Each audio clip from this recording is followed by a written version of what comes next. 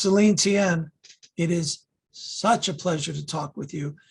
There are so many things that you know that I really want to learn about. And the first thing is something that we've all heard about for quite a few years. And me as a layperson and other caregivers that I've bumped into are always asking me, what is VR? And how does VR work? And how can it help us as family caregivers? Yeah. Well, first of all, thank you for having me, Gary. I really appreciate it.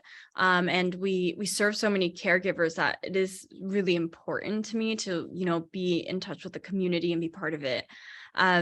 Yeah, so virtual reality, it's kind of like a spicy topic because people have heard about it, but not necessarily have tried it or kind of understand how does it even relate to health at all. And I will just say, yes, I'm the founder of a, company that focuses on VR and biofeedback for pain and anxiety management. But I actually really came upon it because I previously interned and then worked at DreamWorks, where I got really involved in their interactive technology and virtual reality.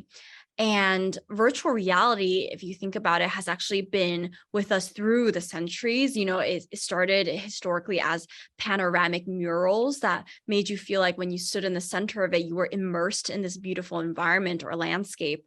And then just as technology advanced, now virtual reality looks like a headset that you can actually put onto your head, like goggles, and you're immediately transported to another world, essentially, right? Like in our FLOWLY experiences, when you put on your VR headset, it feels like you're sitting on the beach with the aurora lights above you, or you're like wandering through a bamboo forest, and you can actually turn your head 360 degrees, look back, look forward, look up, and you see the sky and the environment all around you. So technology has really enabled us to make virtual reality like a completely transformative experience of immersing yourself in different environments. Well, you did talk about your company a little, and I want to dig deeper into that. Tell me about FLOWLY and how what you're doing is helpful to us as family caregivers, as well as the loved ones for who we care. Yeah, I actually grew up around cancer. And so in many ways, myself and other members of my family were caregivers to loved ones and family members. And my dad actually works with cancer patients, so he's a provider and doctor himself. And I think growing up around cancer, you realize that it's just such an incredibly painful, stressful, anxious experience. And it was really important to me and my family early on to explore basically alternatives to medication in helping you feel better each day. Whether it's because you have an aversion to medication, or for in many cases, some patients just cannot take other types of medication along with their treatment.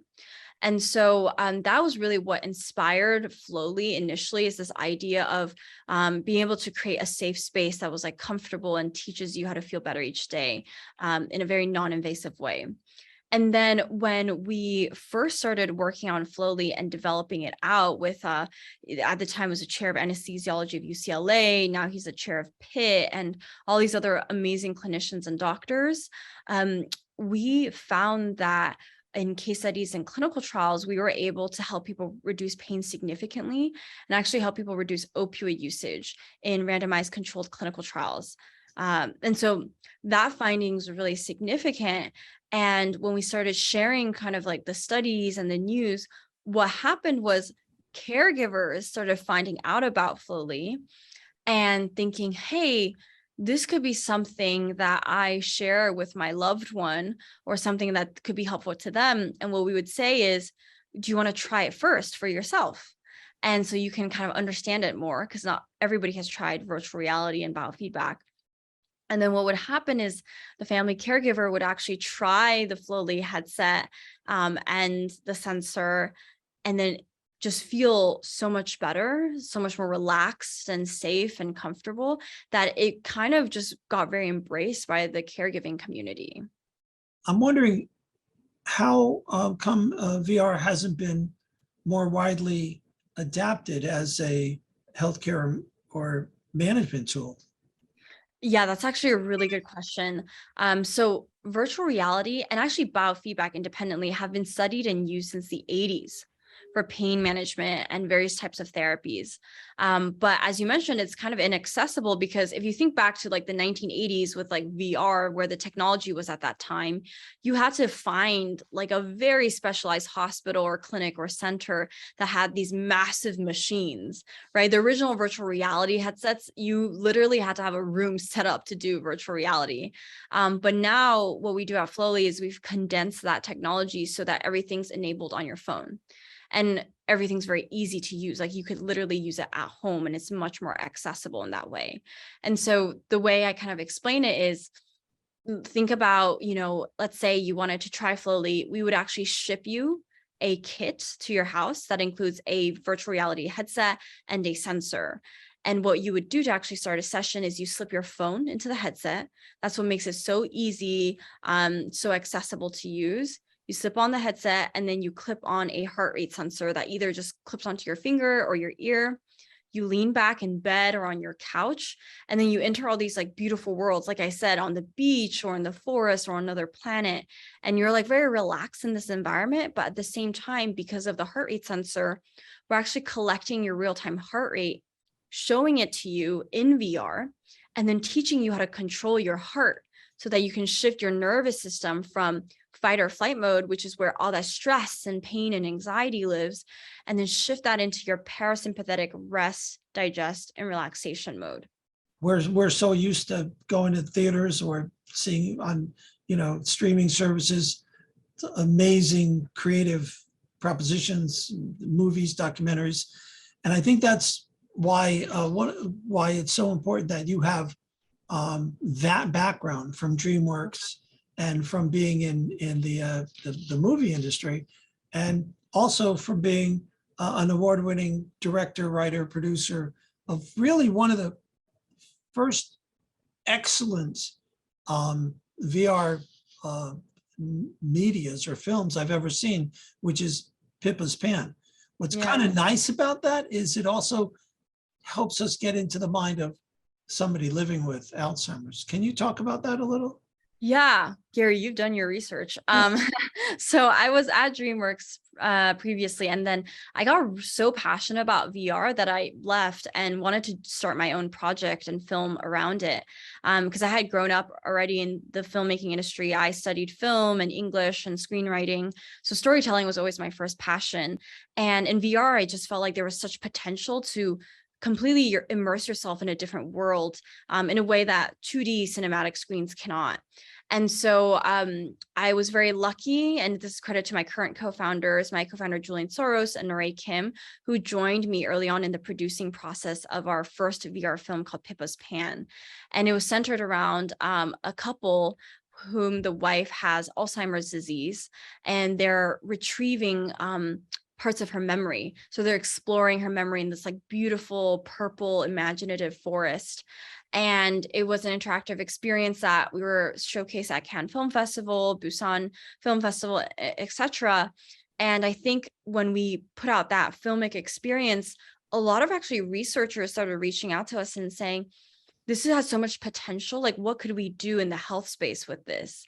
And I think what really caught people's attention was my storytelling background, but also my co-founder Norei's incredible design and artistic background as a 3D animation artist and scenic designer. And what we were able to do is take, technology that had been around for a while, kind of used in clinical settings, but honestly looked so, we call it low poly, like so basic that it was very, unattractive. But we've taken what we can and just made the world more beautiful, made the storytelling an integral part of the experience, where my goal is that at the end of the day, when you go into FLOWLY, you're like, this is nice. Like, this is really beautiful. I feel relaxed and I feel like I want to be part of this world. It also shows a great deal of respect for your audience, your clientele, the caregivers, the people living with the illnesses that you're trying to support, people trying to support with the biofeedback. When you put something in front of them that they go, now this is entertaining or relaxing or world class, as opposed to just, stick figures. Yeah, exactly. And there's always, because I've been in the health space for so long now that I've seen so many different solutions. And, many of them are very effective. But the problem is, at the end of the day, the person that this tool is trying to help, they have to be willing to use it. So VR in of itself is helpful. However, when you combine it with something like biofeedback, which is the ability to see your biometric data, so see your heart rate, your breathing, and then learn how to control it, you're at the same time teaching somebody long-term skills they can take with them outside of the VR sessions. And it's great when it's in VR because it actually increases the efficacy of learning that biofeedback, because it's like so much more fun and like a game and immersive. So you learn things faster, you connect your neural pathways faster, create new neural pathways faster. And you're able to learn these long-term lessons and skills that you apply elsewhere. And so we've had a lot of caregivers use FLOWLY for themselves, because caregivers deserve that time for themselves, deserve that relaxation for themselves. But then they also learn these skills that they can then share with those whom they're caregiving for. So they need 2 sets of FLOWLY in the house. 2 sets of FLOWLY. We do have a family plan, so it can be, the family plan can be an option for people. We've had families. My favorite family is the grandma, 83, mom, I think 47, child is not 12, and they all use FLOWLY. That's one calm thing. I'd like to go to family dinner at their house. I know, me too. A lot of times when we talk about mindfulness, we are exposed to what we call top-down approaches. So top-down approaches are where you basically start with your mind, and then to affect the rest of your body. And these approaches are things like meditation, are things like talk therapy or CBT, right? You're kind of absorbing from the mind first and through your head to affect how you feel. Now, what FLOWLY does is, and what biofeedback is, it's called a bottoms up approach. So bottoms up means we start with your body to then affect your mind.